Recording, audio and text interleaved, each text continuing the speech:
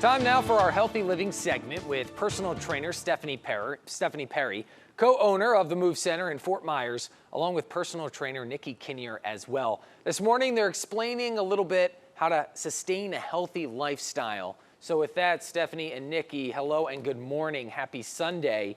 I'm guessing sustaining a healthy lifestyle has a lot to do with hydration. You got it. Happy Sunday.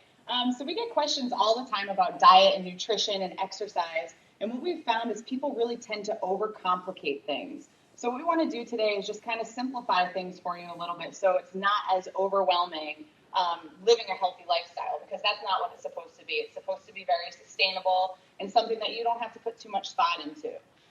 So what we're going to talk about, most important part is your water consumption and staying hydrated, as you said, Jeff. We recommend that you drink about 2 liters a day, which equals about 4.5 water bottles, about those 16.9 fluid ounce water bottles, or about just 4 of your average size shaker cups, about 20 ounces. If you drink 4 of those a day, you'll be getting just as much water as you need. A great way to control your appetite and your hunger is to make sure that you're drinking a bottle of water or 2 cups of water before each meal, about a half an hour before each meal. And that actually increases your metabolism by 25 to 30% in just 1 hour of drinking that water. The human body is made up of about 60% water. The brain and the heart, about 73, lungs, 83%, and your skin, 64%. So if you really think about that, if you have any issues with headaches or skin problems, heart problems, a lot of that can be directly related to water.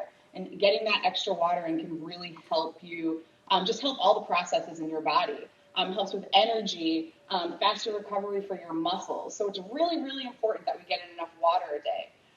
Next, I want to talk a little bit about moving. So your exercises don't have to be super intense, especially if you're just starting out. If you want just to get more steps in a day, take the stairs instead of the elevator or escalator. Park in a far parking spot so you have to, have a little bit of a walk to get into a store. Just those small changes really add up over the course of a week, and over the course of a month, those changes are huge. So it's really, really important just to make sure that you are staying hydrated and just moving your body every day. 20 to 30 minutes at first, just starting out, is plenty. That's really all your body needs at first. And then as you get more comfortable with drinking water and exercise, then we increase it from there. So just taking everything really slow and starting small is going to be your best bet. I think one of the only downsides here to staying hydrated is that, drinking the 4.5 bottles of water just means you just have to constantly keep going to the bathroom. But nonetheless, you drink the 4.5 and you stay hydrated. NIKKI and Stephanie from the Move Center, we want to say thank you so much this morning, making sure and keeping everybody educated on how to exactly keep yourself motivated, especially if you're just starting out in the fitness world. Time now for our Healthy Living segment with personal trainer Stephanie Perry, co-owner of the Move Center in Fort Myers, along with personal trainer NIKKI as well. This morning, they're explaining how to sustain a healthy lifestyle. So with that, Stephanie and NIKKI, good morning and happy Sunday. I see a lot of writing, kind of reminds me of math, that I know you guys are going to break down for us, right? Good morning.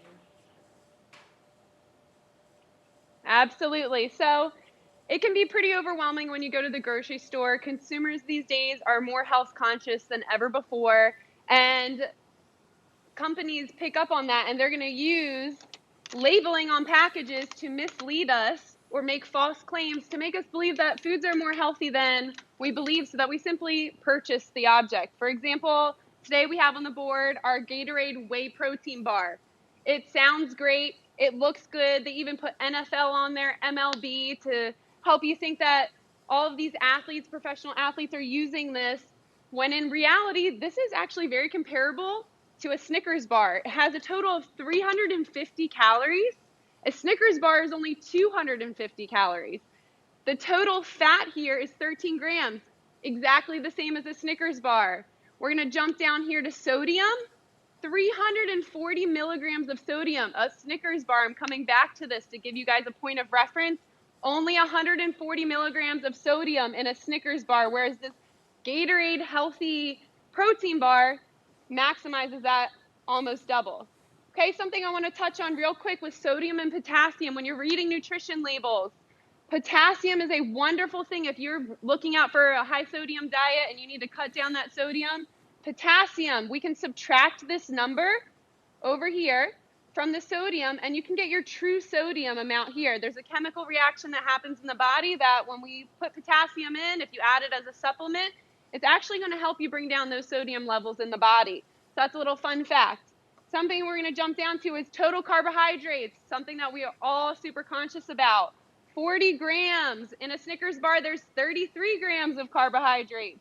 So when we break down the carbohydrates, main thing we want to check out here on all nutrition labels, if you want to just focus on one thing, our main focus is sugar. If you're looking to cut some pounds and eliminate one thing from your diet, you really want to focus on sugar. Try and stay below 15 grams a day.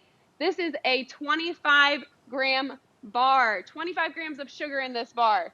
24 grams are added sugars. So many of our foods these days add sugar to it when really they don't need it. Absolutely. So we have 20 grams of protein in here. That's the only difference between this and a Snickers bar.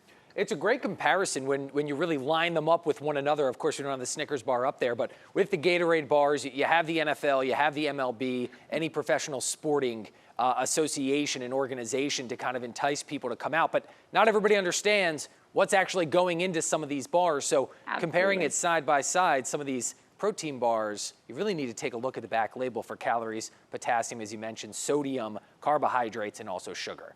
We want to thank Stephanie Perry and Nikki Kinnear from the Move Center in Fort Myers joining us this morning. Of course, getting us a little bit more information about what you're putting into your body, especially as we enter the holiday season and into the new year with some New Year's resolutions coming up.